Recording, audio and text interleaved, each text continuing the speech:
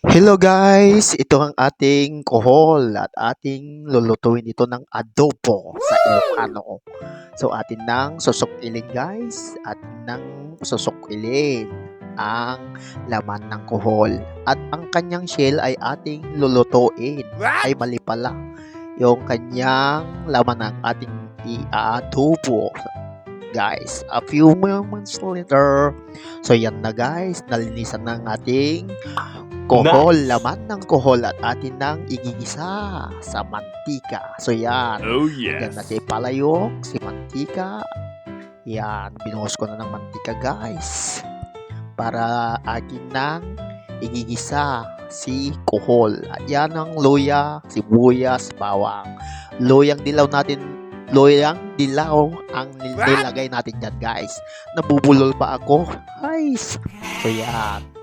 Yan na guys, gigisa na natin. So, kiniwar-kiwar ko ang luyang dilaw, bawang, at saka sibuyas. Yan guys.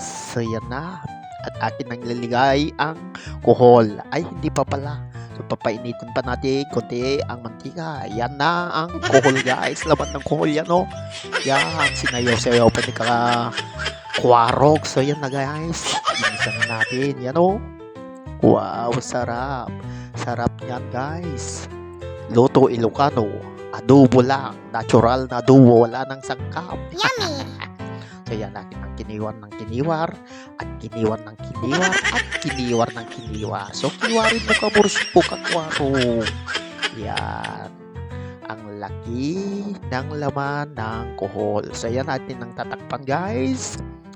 A few moments later. Wow! So akin ang bubuksan. Wow, yan na guys. Naluluto na ang kohol na adobo. Sarap ng ulam. Sarap pang pangpulutan. So yan guys. Oh yes. Wow. Nagugutom na naman si Kwarog nyo. Gusto nyo ba ito guys? So, kuha kayo sa bukid ng kohol. Yan eh. Cleanus up pa. Wow, sarap-sarap.